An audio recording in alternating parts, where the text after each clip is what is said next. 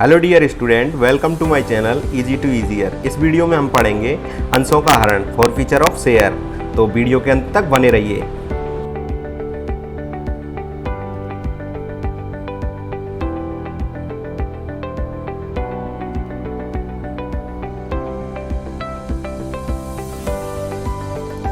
Dear student, आज का हमारा टॉपिक है अंशों का हरण यानी फॉर फीचर ऑफ शेयर्स।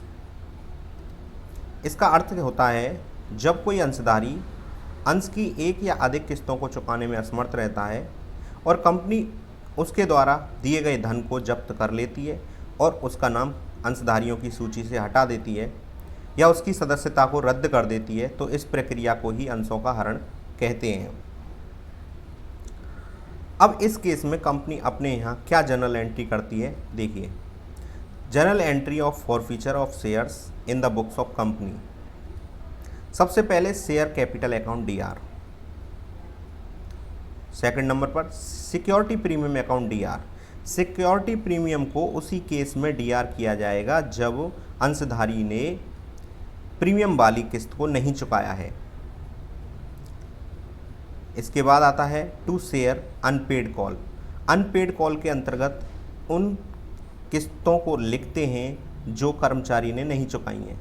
जैसे अलॉटमेंट नहीं चुकाई है तो to share allotment account, first call भी नहीं चुकाई है to share first call account, और अंतिम याचना भी नहीं चुकाई है तो to share final call account लिखेंगे। इसको लिखने के बाद फिर नंबर आता है शेयर फॉरफीचर अकाउंट में। शेयर फॉरफीचर अकाउंट में उस रकम को लिखा जाता है जो कंपनी ने जब्त की है। जो अमाउंट अंशधारी की तरफ से कंपनी के पास आ चुकी है, कंपनी उसको जब्त करती है, उसी अमाउंट को यहाँ लिखा जाता है। इसकी नरेशन होती है बीइंग शेयर फॉरफिटेड। एक क्वेश्चन लेते हैं। मान लीजिए ए के पास 200 अंश हैं। उसने 2 रुपये की केवल आवेदन की राशि ही चुकाई। वह 5 रुपये की आवंटन, जिस पर कि 3 रुपये प्रीमियम है, 3 रुपये प्रथम याचना और 3 रुपये की अंतिम याचना का भुगतान न कर सका। कंपनी ने उसके अंशों का हरण कर लिया। तो आइए देखते हैं इसकी जर्नल एंट्री क्या होगी। सबसे पहले शेयर कैपिटल अकाउंट डीआर। तो इसमें हम जितने अंशों का हरण किया है उससे टोटल अंश कितने वाला है उसका मल्टीप्लाई कर देते हैं। एक अंश 10 रुपये वाला है। अब कैसे हुआ 10 रुपये वाला? 2 रुपये की आवेदन, 5 रुपये में से 2 रुपये की अलॉटमेंट है क्योंकि 3 रुपये प्रीमियम है, 2 और 2 4, 3 रुपये की प्रथम याचना, 4 और 3 7, और 3 रुपये की अंतिम याचना, 7 और 3 10। इस प्रकार एक शेयर की वैल्यू हो गई 10 रुपये और हरण किए गए अंशों की संख्या है 200। 200 में 10 का मल्टीप्लाई करने पर आता है 2000। अब इसके बाद हम देख रहे हैं कि उसने आवंटन की राशि नहीं चुकाई है और जिस पर प्रीमियम भी है। तो यदि प्रीमियम की किस्त नहीं चुकाई जाती है तो प्रीमियम को हम डीआर करते हैं, सिक्योरिटी प्रीमियम अकाउंट डीआर। अब प्रीमियम की जो रेट है वो 3 रुपये है, तो 200 गुणा 3 के हिसाब से ये हुई 600 रुपये। अब इसके बाद हम लेते हैं उन कॉलों को, उन किस्तों को जो नहीं चुकाई हैं। सबसे पहले टू शेयर अलॉटमेंट नहीं चुकाई तो टू शेयर अलॉटमेंट अकाउंट। इसमें अलॉटमेंट टोटल 5 रुपये की है, इसलिए 200 गुणा 5 1000 रुपये हुए। इसके बाद to share first call. First call 3 रुपये की है, प्रथम याचना 3 रुपये की है, तो 200 गुणा 3 600। इसके बाद उसने अंतिम याचना भी नहीं चुकाई तो to share final call account 200 गुणा 3 600 रुपये। बीइंग शेयर फॉरफीचर अमाउंट में, शेयर फॉरफीचर अकाउंट में हम कौन सी अमाउंट लेंगे? 200 गुणा 2, क्योंकि इसने केवल 2 रुपये की आवेदन राशि का ही भुगतान किया है, इसलिए कंपनी के पास केवल इसकी तरफ से 400 रुपये ही आए। तो 400 रुपयों को हम शेयर फॉरफीचर अकाउंट के सामने लिखेंगे। तो इस प्रकार ये फॉरफीचर की एंट्री हुई। अगर मान लीजिए इसने ये अलॉटमेंट की किस्त चुका दी होती, प्रथम याचना या और अंतिम याचना की राशि नहीं चुकाई होती, तब उस केस में हम इसकी जर्नल एंट्री क्या करते? उस केस में हम जर्नल एंट्री करते, शेयर कैपिटल अकाउंट डेबिट तो करना ही करना है, 200 अंशों का हरण किया है, 10 रुपये वाला एक शेयर है तो 200 गुणा 10 हो गए 2000। इसके बाद हम सिक्योरिटी प्रीमियम को नहीं लिखेंगे क्योंकि प्रीमियम वाली किस्त को इसने चुका दिया है। तो अब लिखना है हमें जो किस्तें नहीं चुकाई हैं, to share first call account, जिसमें 3 रुपये के हिसाब से 200 गुणा 3 600। फिर उसने अंतिम याचना नहीं चुकाई है, टू शेयर फाइनल कॉल, 200 गुणा 3 जो कि 3 रुपये की थी, इसकी भी 600 रुपये हुए। अब बात करते हैं कि कंपनी के पास कितना रुपया आ चुका है। कंपनी के पास 2 रुपये की आवेदन राशि और 2 रुपये की आवंटन राशि, प्रीमियम को बिल्कुल छोड़ देंगे। तो इस प्रकार कंपनी के पास 2 किस्तें 4 रुपये की आ चुकी हैं। तो शेयर फॉरफीचर अकाउंट में 200 गुणा 2 यानी कि आवेदन की 202 गुणा 2 आवंटन की, अलॉटमेंट की, तो कुल मिलाकर हुए 800 रुपये। तो ये हुई जनरल एंट्री शेयर फॉरफीचर की। अब हम इनको री इशू करने की एंट्री जानते हैं। री इशू का मतलब होता है पुनर्निर्गमन। अब पुनर्निर्गमन क्या होता है कि उस अंशधारी से शेयरों को लेकर के अन्य किसी अंशधारी को अन्य किसी व्यक्ति को बेच देना, उसे ही हम पुनर्निर्गमन कहते हैं। पुनर्निर्गमन के केस में हो सकता है पुनर्निर्गमन कटौती पर हो, सममूल्य पर हो या प्रीमियम पर हो। तो हम यह जानते हैं कि कटौती पर पुनर्निर्गमन के केस में क्या जनरल एंट्री करेंगे हम। तो पीछे हमने देखा था कि 10 रुपये वाला शेयर था, एक 10 रुपये वाला अंश था, तो 10 रुपये को इन्होंने 2 रुपये की कटौती पर पुनर्निर्गमित किया है, तो यानी 8 रुपये कंपनी को रिसीव होंगे। तो इसकी जनरल एंट्री होगी बैंक अकाउंट DR 200 गुणा 8 1600 रुपये। तो जो 2 रुपये कटौती है उसे हम कटौती के नाम से ना लिख करके उसे लिखते हैं हम शेयर फॉरफीचर अकाउंट के नाम से, और इसे भी डेबिट कर देंगे। तो 200 गुणा 2 400 रुपये। अब इसके बाद हम लिखते हैं to share capital account. Share capital account में शेयर 10 रुपये का था, 200 गुणा 10 2000 रुपये हुए। इस प्रकार ये री इशू यानी कि पुनर्निर्गमन की एंट्री हो जाती है। अब इसके जस्ट बाद जो एंट्री होती है वो फॉरफीचर्स के बैलेंस को कैपिटल रिजर्व में ट्रांसफ़र करने की। उसके लिए एंट्री हम करते हैं share forfeiture account DR to share capital reserve account being forfeiture amount transfer to capital reserve account. अब प्रश्न ये उठता है कि ये अमाउंट कैसे आई। मान लीजिए हमारे पास ये दूसरा वाला केस था। दूसरे वाले केस में जो फॉरफीचर का बैलेंस था 800 रुपये, और इस वाले केस में, इस वाले पुनर्निर्गमन में फॉरफीचर का बैलेंस है 400। दोनों को माइनस किया, 800 माइनस 400 तो बराबर हुए 400। यदि मान लीजिए हम इस केस को लेकर के चलते हैं, इस केस में फॉरफीचर का जो बैलेंस है वो 400 है, और इस केस में भी फॉरफीचर का बैलेंस 400 है। 400 में से 400 गए तो नील हुआ, तो इसका मतलब कुछ भी बैलेंस नहीं बचता और हम इस एंट्री को नहीं करते।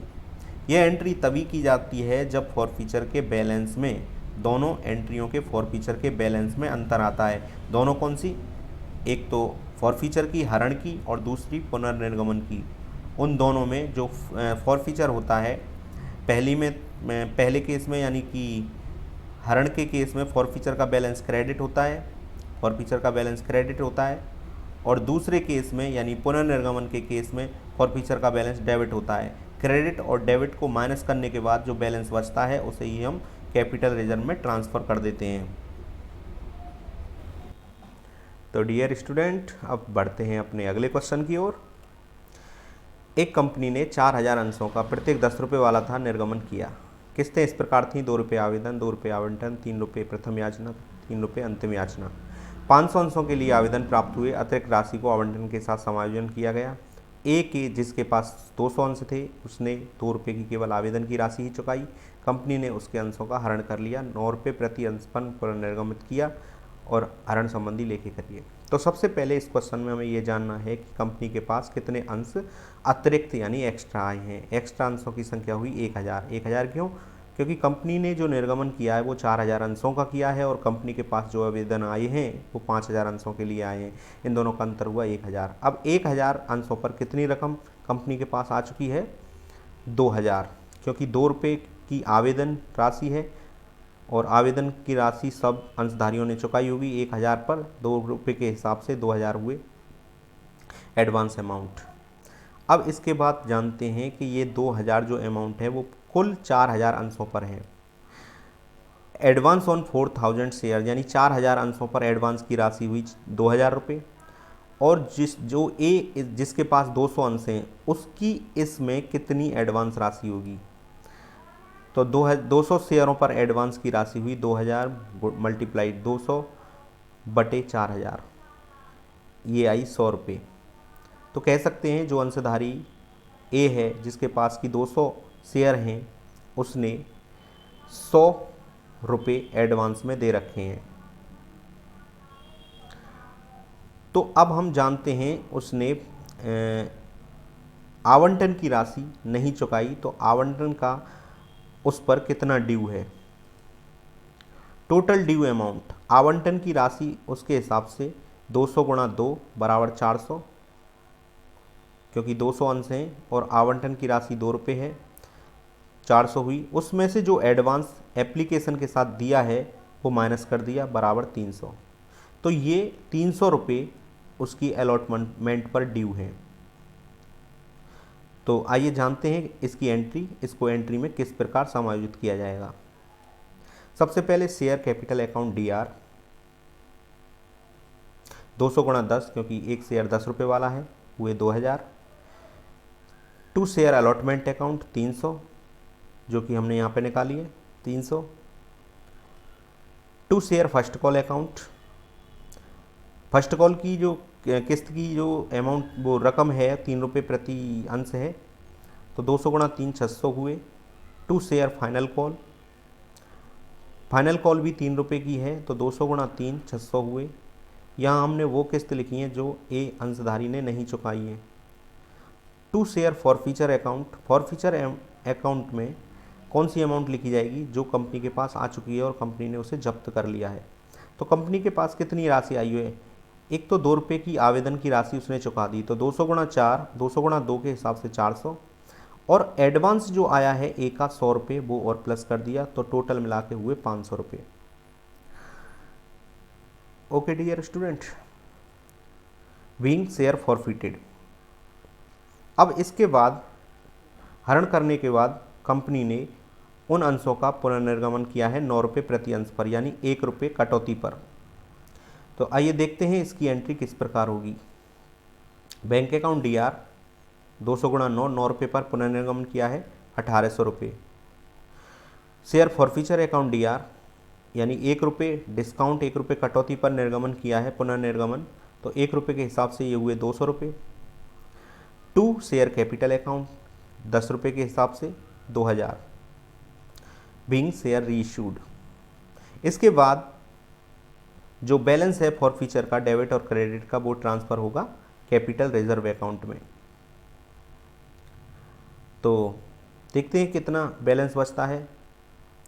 पिछली एंट्री में जो हमने हरण की एंट्री की थी, पिछली एंट्री, उसमें फॉरफीचर की अमाउंट 500 थी और यहाँ पर फॉरफीचर की अमाउंट 200 है। इन दोनों का डिफरेंस हुआ 300।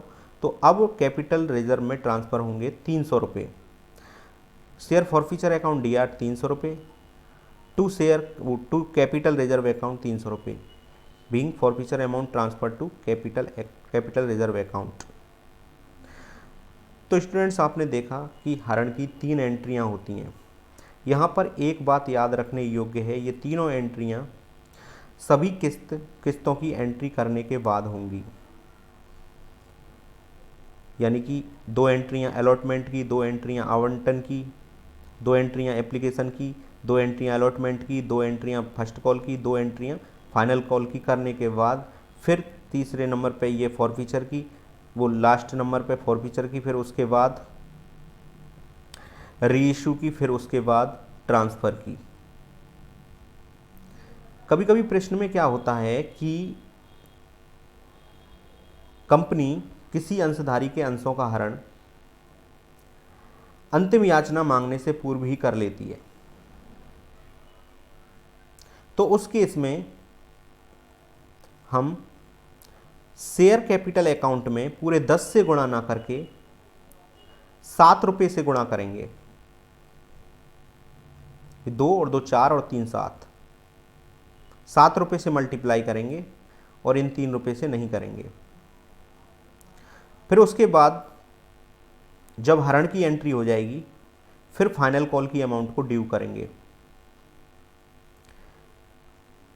अब यहाँ पर फाइनल कॉल की जो अमाउंट ड्यू होगी वो कितने शेयरों पर होगी?